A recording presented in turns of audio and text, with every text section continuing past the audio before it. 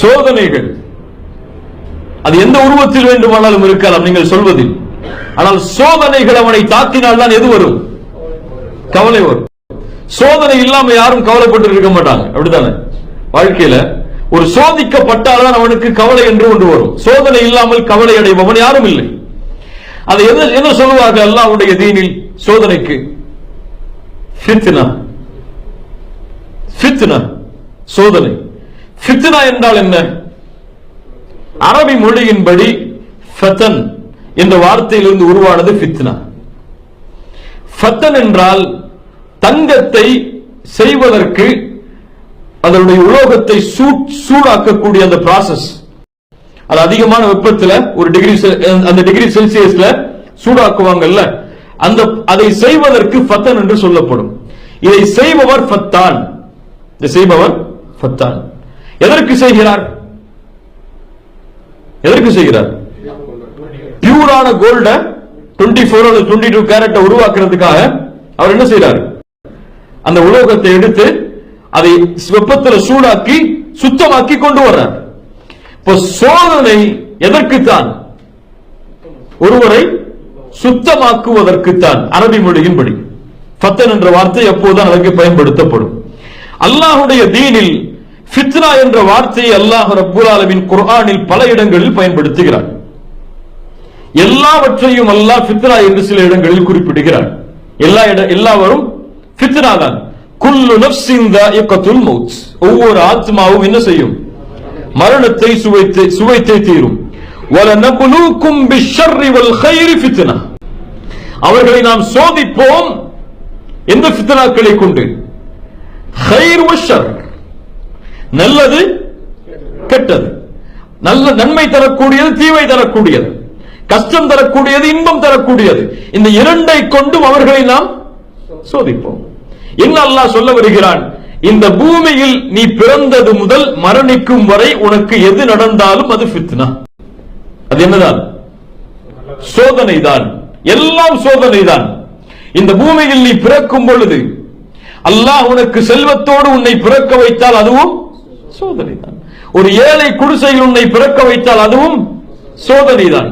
அழகிய மனைவியை உனக்கு கொடுத்தாலும் அதுவும் சோதனைதான். அழகிய மனைவி இல்லை என்றாலும் அதுவும் உனக்கு சோதனைதான். செல்வம் இருந்தாலும் இல்லை என்றாலும், நோய் இருந்தாலும் இல்லை என்றாலும், கஷ்டம் இருந்தாலும் இல்லை என்றாலும், இந்த உலகத்தில் அல்லாஹ்வால் கொடுக்கப்பட்ட எல்லாம் சோதனைதான். ஏன் அல்லாஹ் சோதிக்க வேண்டும் என்னை? ஒரு காஃபிரை சோதிக்கலாம் அல்லாஹ், ஒரு முஷ்ரிக்கை சோதிக்கலாம். அவன் என்ன சொல்லவில்லை? லா இலாஹ இல்லல்லாஹ் சொல்லவில்லை. நான் லா இலாஹ இல்லல்லாஹ் என்று இறைவனை ஏற்றுக்கொள்கிறேன். ஏற்றுக்கொண்ட இறைவன் என்னை ஏன் அல்லாஹ் சோதிக்க வேண்டும்? அல்லாஹ் அதைத்தான் சொல்கிறான். அலிஃப் லாம் மீம் ஹஸிபன் நாசு அய்யுத்ரகு அய்யகூலு ஆமன்னா. ஈமான் கொண்டோம் என்று சொல்லிவிட்டாலே உங்களை அல்லாஹ் அப்படியே போங்கன்னு விட்டுவான்னு நினைக்கிறீங்களா? ஆமன்னா யகூலு ஆமன்னா வஹும் லா யுஃப்தனூன். அவர்களை சோதிக்காமல், எப்படி தங்கத்திலிருந்து அந்த உலோகத்திலிருந்து தங்கத்தை சுத்தமாக்குவதற்கு எப்படி அந்த ப்ராசஸை ஒருவன் செய்கிறானோ அது போன்று அல்லாஹ் அவர்களை சோதிக்காமல் விட்டுவிடுவான். லா இலாஹ இல்லல்லாஹ் கூறினால் என்று எண்ணிக்கொள்கிறீர்களா? அல்லாஹ் கூறுகிறான், அப்படி அல்ல. உங்களுக்கு முன்னால் உள்ளவர்களை அல்லாஹ் சோதித்திருக்கிறான். ஏன்? ஃபலயஅலமன்னல்லாஹு அல்லதீன ஸதகு வலயஅலமன்னல் காதிபீன். உங்களில் உண்மையாளர்கள் யார், பொய்யர்கள் யார் என்பதை அல்லாஹ் பிரிப்பதற்காக. ஏன் அல்லாஹ் பிரிக்க வேண்டும்? ஏன் இந்த ஃபித்னாவை ஒருவனுக்கு அல்லாஹ் கொடுக்க வேண்டும்? எதற்கு? சோதிச்சு அல்லாஹ் என்ன செய்ய போறான்? பரிசுத்தப்படுத்தி என்ன செய்ய போறான்? நீ ஒரு சுத்தமான பூமிக்கு தயாராக வேண்டும் என்றால் உன்னை அல்லாஹ் சுத்தப்படுத்தியே ஆக வேண்டும். நீ சுத்தம் இல்லாம அங்க போக முடியாது. உண்மையா இல்லையா? சொர்க்கம் யாரால் தயாரிக்கப்பட்ட பூமி? அல்லாஹுவால். அல்லாஹ்வால் அலங்கரிக்கப்பட்ட பூமி. அங்கே படைக்கப்பட்ட ஒவ்வொன்றும் அல்லாஹ் அழகாக்கியது. அல்லாஹ் அழகாக்கியது. சுப்ஹானல்லாஹ். அந்த உலகத்தில் நீ வாழ வேண்டும் என்றால் உனக்கு அந்த தகுதி வேண்டும். அஹஸிபன் நாஸ் அம் ஹஸிபதும் மன் தத்குலுல் ஜன்னஹ். நீங்கள் சொர்க்கத்தில் நுழைந்து விடலாம் என்று எண்ணிக்கொள்கிறீர்களா?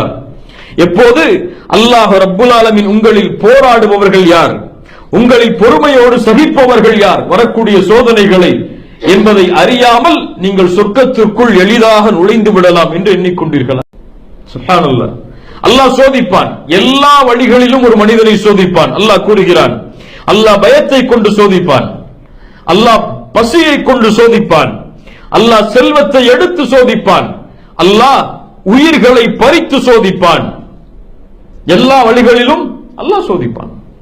நேற்று பணக்காரனா இருப்ப இன்னைக்கு ஏழையாயிருவ, சோதனை. இன்று பணக்காரனா இருப்ப நாளைக்கு பணக்காரனாயிரு, ஏழையா இருப்ப நாளைக்கு பணக்காரனாயிருவ, சோதனை. இன்று சுகமோடு வாழ்வாய், நாளை காலையில பார்த்தா காய்ச்சல் உட்கார்ந்து இருப்ப, சோதனை. அது இந்த பூமியில் அல்லாஹ் எதை கொடுத்தாலும் அது என்னதான்? சோதனை தான். பொறுமையாளர்களுக்கு நற்செய்தி சொல்லுங்கள். அல்லதீன இதா அஸாபத்துஹும் முஸீபா காலு இன்னா லில்லாஹி வ இன்னா இலைஹி ராஜிஊன். இப்ப யார் இந்த தன்மையை கொண்டிருக்கிறார்களோ அவர்கள்தான் இந்த சோதனைகளை என்ன பார்ப்பார்கள்? மகிழ்ச்சி அடையக்கூடியதாக பார்ப்பார்கள். என்ன சொல்வார்கள் அவர்கள்? எல்லாம் இன்னா லில்லாஹ், நாங்கள் யாருக்குரியவர்கள்? அல்லாஹ்விற்குரியவர்கள். வ இன்னா இலைஹி ராஜிஊன், எங்கே செல்ல போகிறோம்? அல்லாஹ் அதை ஞாபகப்படுத்துகிறான். சோதனை வரும்போது அங்க போய் என்ன செய்வீங்க நீங்க? அல்லாஹ் சொர்க்கத்தை ஞாபகப்படுத்துகிறான். இன்னா இலைஹி ராஜிஊன், அவனிடத்திலே நாங்கள் திரும்புகிறோம், அவனை எங்களுக்கு சொந்தக்காரன் எடுத்துக் கொள்ளட்டும். அல்லாஹ்வுடைய தூதர் ஸல்லல்லாஹு அலைஹி வஸல்லம் உடைய வாழ்க்கை இத முதல்ல அடிப்படையா வச்சுக்கிறாங்க. அல்லாஹ்வுடைய தூதரை போன்று இந்த உலகத்தில் கஷ்டத்தை அனுபவித்த ஒரு தலைவரே கிடையாது. யாரை வேணாலும் எடுத்துங்க, எவ்வளவு பெரிய தலைவரை வேணாலும் இந்த பூமியில வாழ்ந்தவர் யாரா இருக்கட்டும், அல்லாஹ்வுடைய தூதர் சந்தித்த சோதனை ஒரு வரிசைப்படுத்துங்கள், அவர்கள் இந்த பூமியில் சந்தித்த சோதனை வரிசைப்படுத்துங்கள், ஒண்ணுமே இருக்காது. உதாரணத்துக்கு அல்லாஹ்வுடைய தூதர் ஸல்லல்லாஹு அலைஹி வஸல்லம் பிறக்கும் போது யார் கிடையாது? யார் கிடையாது? தந்தை கிடையாது. தந்தை இல்லாத குழந்தையுடைய கவலை என்று யாராவது உணர்ந்து பார்த்திருக்கீங்களா? கேட்டு பாருங்க, தெரியும். தாய் எத்தனை வயசுல வஃபாத்தாகிறாங்க? 6 வயதுல தாய் இறந்துடுறாங்க. ஒரு குழந்தைக்கு எப்போது அரவணைப்பு தேவை? அந்த வயசுக்கு பிறகுதான். அப்பதான் தாய் யாருன்னு உணரும். அது தாயுடைய பாசத்தை ஏங்கக்கூடிய அந்த வருடம், அந்த வருடத்தில் என்ன போயிருது? தாயும் இல்லை. யார் வளர்க்கிறாங்க? பாட்டனார் அபூ தாலிப், அப்துல் முத்தலிப் வளர்த்து கொண்டு வருகிறார். அப்துல் முத்தலிபும் என்ன மரணமாயிறாங்க. ஒரு துணை கிடைக்குது அல்லாஹ்வுடைய தூதருக்கு கண்ணியமான முறையில். யார்? ஹதீஜா ரலியல்லாஹு அன்ஹா. ஹதீஜா ரலியல்லாஹு அன்ஹா அவர்களும் என்ன தன்னை அரவணைத்த, தனக்கு செல்வம் கொடுத்து உதவிய, தன்னுடைய வாழ்க்கைக்கு ஒரு துணை கொடுத்த, தைரியம் கொடுத்த, வஹி உண்மை என்பதை கற்றுக் கொடுத்த, வஹி உண்மை என்பதை அறிவித்து கொடுத்த ஒரு பெண் என்ன ஆனாங்க? வஃபாத்தாயிராங்க. சுப்ஹானல்லாஹ். அடுத்து அபூ தாலிபுடைய தனக்கு இருக்கும் வரை பாதுகாப்பாக இருந்தார்கள். அபூ தாலிபுடைய மரணத்தை அல்லாஹ்வுடைய தூதர் எப்போதும் கவலையாகவே கருதினார்கள், ஒரு இழப்பா கருதினாங்க அல்லாஹ்வுடைய தூதர். இந்த காஃபிர்கள், இந்த குறைஷிகள் அபூ தாலிப் என்னோடு இருந்த பொழுது இப்படி நடந்து கொள்ளவில்லை என்று அடிக்கடி சொல்லுவாங்க. அபூ தாலிபுடைய பாசம், ஹதீஜா ரலியல்லாஹு அன்ஹா அவர்களுடைய பாசம், அப்துல் முத்தலிபுடைய பாசம், தந்தையுடைய பாசம், தாயுடைய பாசம், இதுவெல்லாம் இழந்து ஒரு தலைவர் இந்த பூமியில் வாழ்கிறார். சுப்ஹானல்லாஹ். குழந்தைகள் பிறக்கிறது, ஆண் குழந்தைகள் எல்லாம் மரணம். ஆண் குழந்தைகள் பிறந்த உடனேயே சில ஆண்டுகளிலேயே மரணம். பெண் குழந்தைகளில் ஓர் சில குழந்தைகளை தவிர மற்ற எல்லா பெண் குழந்தைகளும் தன்னுடைய வாழ்க்கையிலேயே மரணம். இது ஒரு குடும்ப உறவுகளுடைய இழப்பு மட்டும் சொல்றேன். அல்லாஹ்வுடைய தூதர் இழந்தது இன்னும் எவ்வளவு இருக்கு. ஆனால் இந்த கவலை ஒரு தூதருடைய வாழ்க்கையில் எங்கேயாவது பிறந்து பிடிச்சார்? தலைமைத்துவ பகுதியிலேயோ, ஒரு போர்க்களத்தில் வீரரா நிற்கும் போதோ, ஒரு சஹாபாக்களுக்கு வழிகாட்டும் போதோ, ஒரு கவலையடைந்து வரக்கூடிய சமூகத்தை மகிழ்ச்சிப்படுத்தும் போதோ, அல்லது ஒரு மிகப்பெரிய சாம்ராஜ்யத்தை உருவாக்கும் போதோ எங்கேயாவது பிரதிபலிச்சார்? அல்லாஹ்வுடைய தூதர் கவலையா இருந்தாங்க அப்படின்னு என்னைக்காவது சொல்லியிருக்காங்களா சஹாபாக்கள்? இல்லப்பா நான் கவலையா இருக்கேன், நீங்க நாளைக்கு வாங்க, நாளைக்கு வந்து இந்த கேள்விகளை கேளுங்கள் தூதர் என்னைக்காவது சொல்லியிருக்காங்களா? சுப்ஹானல்லாஹ். இதை விட ஒரு முஃமினுக்கு என்ன தேவை? ஆனா இன்னைக்கு நமக்கு எப்படி? நேற்று 5000 ரூபாய் சம்பளம் வாங்கியிருப்போம், இன்னைக்கு அது 4500 ரூபாய் குறைஞ்சிருக்கும், 4000 ரூபாய் குறைஞ்சிருக்கும், 3000 ரூபாய் குறைஞ்சிருக்கும், அவ்வளவுதான். அவருக்கு 10 நாளைக்கு சாப்பாடு கிடையாது, தண்ணி கிடையாது, தூக்கம் கிடையாது, இல்லையா? தான் லவ் பண்ண பொண்ணு தனக்கு கிடைக்கலன்னா அவனுக்கு ஒரு வருஷத்துக்கு அவனுக்கு முடிவெட்ட கூட டைம் கிடையாது. அப்படியே இல்லையா? நல்ல தாடி வச்சு வாழக்கூடிய அதெல்லாம் அந்த காலம். சுப்ஹானல்லாஹ். இப்படி தன்னுடைய வாழ்க்கையில் தரக்கூடிய இழப்புகள் ஒரு முஃமின் எங்க தள்ளுது? அவனுடைய ஈமானை விட்டு பின்னாடி கொண்டு வருது. அப்படியே இல்லையா? நோய் வந்துட்டா, காசு போயிடுச்சுன்னா அவன் வாழ்க்கையை இழந்துறான். வாழ்க்கையில் அவனுக்கு எதுவுமே கிடையாதுன்னு ஆயிடுறான். அவர் தன் மனைவி இழந்தால் போதும், தன் தாய் தந்தை இறந்தால் போதும், பல ஆண்டுகள் அதை நினைத்து கவலை அடைந்தே தன் வாழ்க்கையை சுருக்கக்கூடிய முஃமின்கள் நம்மில் உண்டு. இல்லையா? ஏன் ஒரு மனிதன் இப்படி மாறுகிறான்? ஏன் ஒரு முஃமின் அல்லாஹ்வுடைய தூதருடைய வழிகாட்டலை முதலில் புரிந்து கொள்ளவில்லை? இதான் இன்னைக்கு நம்ம தலைப்புடைய பாடம். ஒரு மனிதன் நினைக்கலாம், நான் 5 வக்து தொழுறேன், ஜக்காத்து கொடுக்கிறேன், ஹஜ் செய்யறேன், தஅவா செய்யறேன், அழைப்பு பணியில் ஈடுபடுறேன், குர்ஆன் ஓதுறேன், என்ன ஏன் அல்லாஹ் சோதிக்கிறான்? ஒரு தாங்கக்கூடிய சோதனையை கொடுத்தா சரி, ஏன் உள்ளம் காயம்படும்படியான சோதனை அல்லாஹ் கொடுக்கிறான்? பாவிகள் எவ்வளவு பேர் இந்த பூமியில் இருக்கிறாங்க, குற்றம் செய்யறாங்க, பாவம் செய்யறாங்க, அல்லாஹ்வுக்கு மாறு செய்யறாங்க, ஃபஜ்ர் கூட தொழாம இந்த பூமியில வாழ்றாங்க. அவன்லாம் மகிழ்ச்சியா வாழ்றான், அவன்லாம் மிகப்பெரிய போஸ்டிங்ல இருக்கான். ஆனா நான் எல்லாம் செய்யறேன், என்னால ஒண்ணுமே இந்த பூமியில சாதிக்க முடியலையே அப்படிங்கிற கவலை பல பேருக்கு இருக்கலாம். அல்லாஹ் பாவிகளை தான் சோதிக்க வேண்டும் என்றால் நபிமார்கள் யார்? பாவிகளா? மஅதல்லா. இந்த பூமியிலேயே சுத்தமான படைப்பு யார் மனிதர்களில்? நபிமார்கள். பெரும்பாவத்தை அறவே செய்யாதவர்கள் இந்த பூமியில் செய்திருப்பார்கள். சிறிய பாவங்களை, பெரும்பாவங்களில் இருந்து பாதுகாக்கப்பட்டவர்கள் நபிமார்கள். ஷிர்கே அவர்களுடைய வாழ்க்கையில கிடையாது. அதை விட என்ன வேணும்? ஷிர்கே அவர்களுடைய வாழ்க்கையில, அவர்களுடைய பிறப்பு முதல் இறப்பு வரை கிடையாது. அல்லாஹ் அதிலிருந்து அவர்களை பாதுகாத்துக் கொண்டே வருவார். மானக்கேடான செயல்கள் அவர்களுடைய வாழ்க்கையிலே கிடையாது. ஆனால் அல்லாஹ் அவர்கள் என்ன செய்தார்? சோதித்தார். அல்லாஹ்வுடைய தூதர் சொன்னார்கள், இந்த பூமியிலேயே அதிகமாக சோதிக்கப்பட்டவர்கள் யார்? நபிமார்கள். நபிமார்கள். சிலரை கொண்டார்கள், சிலரை ஏசினார்கள், சிலரை சபித்தார்கள், சிலரை அடித்தார்கள், சிலரை காயம்பட்டு ஓடும் அளவிற்கு ஆக்கினார்கள், சிலரை ஏசினார்கள், சிலரை பைத்தியக்காரன், சூனியக்காரன் என்று பட்டம் சுமத்தினார்கள். இந்த பூமியில் அவர்கள் அனுபவித்த கஷ்டத்தை போன்று எந்த படைப்பும் அனுபவிக்க முடியாது. அல்லாஹ் சோதித்தான் அவர்களை. நான் தேர்ந்தெடுத்த நபி என்று அல்லாஹ் சோதனை இல்லாமல் விட்டான் அவர்களையும். அல்லாஹ் என்ன தேவை? அவங்களையும் அல்லாஹ் சொர்க்கத்துக்கு தயார்படுத்தணும், அந்த தரத்துக்கு அவர்களை உயர்த்தணும். அல்லாஹ் சோதிச்சான். அல்லாஹ்வுடைய தூதர் ஸல்லல்லாஹு அலைஹி வஸல்லம் சொன்னார்கள், யாரை அல்லாஹ் நேசிக்கிறானோ அவர்களை அல்லாஹ் சோதிப்பான். அவ்வளவுதான். இதான் தியரி, மனசுல வச்சுக்கங்க. எனக்கு ஒரு சோதனை வருதா, அல்ஹம்துலில்லாஹ் அல்லாஹ் என்னை நேசிக்கிறான்னு சொல்லுங்க. அல்லாஹ் என்னை நேசிக்கிறான், நான் அல்லாஹ்விடத்தில் திரும்பி வர வேண்டும் என்று ஆசைப்படுகிறான், என்னை சோதிக்கிறான். இயற்கையாகவே ஒரு மனிதன் சந்தோஷமா இருக்கக்கூடிய நிலையை விட கவலையா இருக்கக்கூடிய நிலையை தான் யாரோட தொடர்பு இருப்பான்? ஒரு ஈமான் இருக்கக்கூடியவன் தொடர்பு இருப்பான். இயற்கையாகவே எல்லோருக்கும் உள்ள தன்மை அது, யாரும் அதில் மாற்று கருத்து சொல்ல முடியாது. எனக்கு அதிகமான சந்தோஷம் இருக்கக்கூடிய வேலையை விட கவலை என்னைக்கு அதிகமா இருக்கோ அப்பதான் சுஜூதில் அதிகமா இருப்பேன், அப்பதான் சின்சியரா உட்கார்ந்து துஆ செய்வேன், அப்பதான் குர்ஆனை படிக்க ஆரம்பிப்பேன். அல்லாஹ் ரப்புல் ஆலமீன் யாரை நேசிக்கிறானோ அவர்களை என்ன செய்வான்? சோதிப்பான்.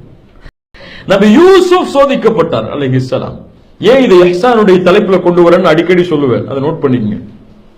யூசுப் அலைஹிஸ்ஸலாம் சோதிக்கப்பட்டார்கள். சென்ற வாரமே பார்த்து அவங்க என்ன சோதனைகளை அனுபவிச்சாங்கன்னு சொல்லி. என்ன சோதனைகளை அனுபவிச்சாங்க?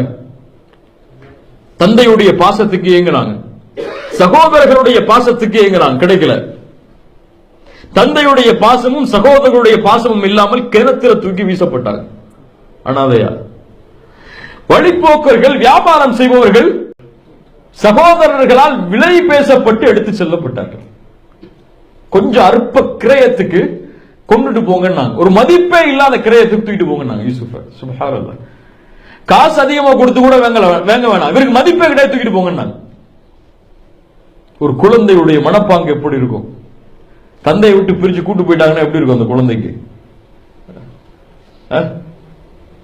சுப்ஹானல்லாஹ். அதற்கு பிறகு சந்தையில் ஒரு நபி விலை பேசப்பட்டார். சந்தையில வச்சு கூவி அழைச்சாங்க. யூசுப் இந்த யார இந்த குழந்தையை வாங்கிட்டு போறான்னு சொல்லி கூவி அழைச்சாங்க. ஒரு அரச மந்திரி குடும்பத்தில் வாங்கி சென்றார். அங்க பெண்ணுடைய குழப்பம். அதற்கு பிறகு சிறை தண்டனை. சிறையில் கூட சோதனைகள், பல ஆண்டுகள் கழித்தார். அல்லாஹ் கூறுகிறார் சிறையில் ஒரு நபி. அதற்கு பிறகு அல்லாஹ் ரப்புல் ஆலமீன் இந்த சோதனைகளை விட்டு அவருக்கு என்ன கொடுக்கிறார்? கண்ணியமான வாழ்வை கொடுக்கிறார். அதுவும் சோதனை தான். அதை எப்படி வெற்றி கண்டாங்க? அல்லாஹ் ரப்புல் ஆலமீனால் நேசிக்கப்பட்ட அந்த அடியான் சோதிக்கப்படுகிறார். எப்படி வெற்றி கொள்கிறார்? சோதிக்கப்பட்டான். கண்ணியமான ஆட்சி கிடைக்கிறது, பொறுப்பு கிடைக்கிறது. சகோதரர்கள் தன்னிடத்திலே தேவையை தேடி வருகிறார்கள். அல்லாஹ்வை பயந்து பொறுமையை கடைபிடித்த யூசுப் அலைஹிஸ்ஸலாம் பொறுமை இழக்கிறாங்களா, அல்லாஹ்வுடைய அச்சம் இல்லாம அநீதம் செய்யறாங்களான்னு யார் பார்க்கிறார்? அல்லாஹ் பார்க்கிறார். கொண்டு வந்து நிறுத்துறான் முன்னாடி. எங்களுக்கு ஏதாவது உதவி செய்யுங்க, உதவி செஞ்சு அனுப்புறாங்க. இரண்டாவது முறை சகோதரனை தன்னிடத்தில் வைத்துக் கொள்வதற்காக ஒரு செயலை செய்ய சொல்கிறார்கள். இப்ப சகோதரர்கள் வந்து நிக்கிறாங்க. யூசுப் அலைஹிஸ்ஸலாம் சொன்னாங்க, நான் தான் யூசுப், இதான் என் சகோதரன். என்ன செய்ய போறோம்? சகோதரர்கள் சொன்னாங்க, தெரியாம செஞ்சுட்டோம், மன்னிச்சு கொடுங்க. இப்ப யூசுப் அலைஹிஸ்ஸலாம் பயன்படுத்திய வார்த்தை என்ன? உங்களை நான் பழிந்திருக்க மாட்டேன், உங்களை நான் மன்னிக்கிறேன். ஏன்? இன்னஹு மயத்தகி வயஸ்பிர் ஃபஇன்னல்லாஹ லா யுதீஉ அஜ்ரல் முஹ்ஸினீன்.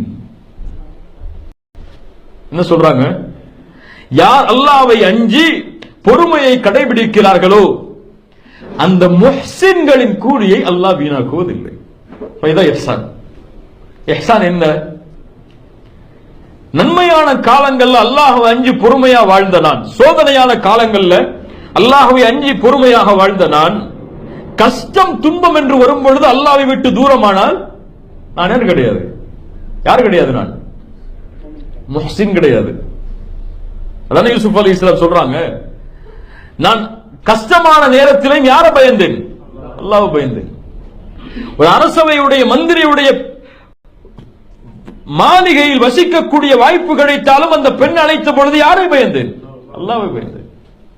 வயஸ்பிர், சோதனைகள் எல்லாம் வந்தாலும் என் அல்லாஹ் என்னை கைவிட்டு விட்டான், என் சகோதரர்கள் என்னை தேடி வரவில்லை, என் தந்தை என்னை தேடி வரவில்லை என்று நம்பிக்கை இழக்காமல் என்ன செய்தேன்?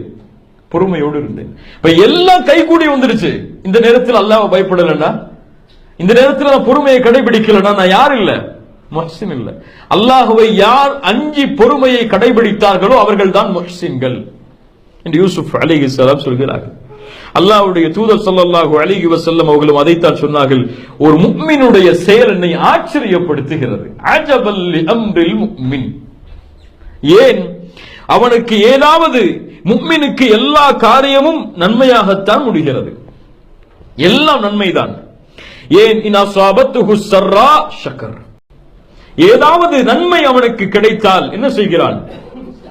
அல்லாஹ்விற்கு நன்றி செலுத்துகிறான். அல்லது ஏதாவது சோதனை அவனை தாக்கினால் என்ன செய்கிறான்? பொறுமையை கடைபிடிக்கிறான். சுப்ஹானல்லாஹ்.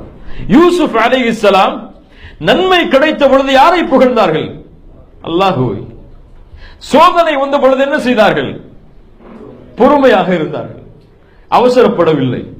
அல்லாஹ் எனக்கு உதவி செய்வார் என்ற நம்பிக்கையோடு வாழ்ந்தார்கள். அதனால் இரண்டும் அவர்களுக்கு நன்மையாகவே முடிந்தது. அல்லாஹ்வுடைய தூதர் சொன்னார்கள், இப்படி வாழக்கூடிய முஃமின்கள் மகிழ்ச்சியோடு நிம்மதியோடு வாழ்வார்கள்.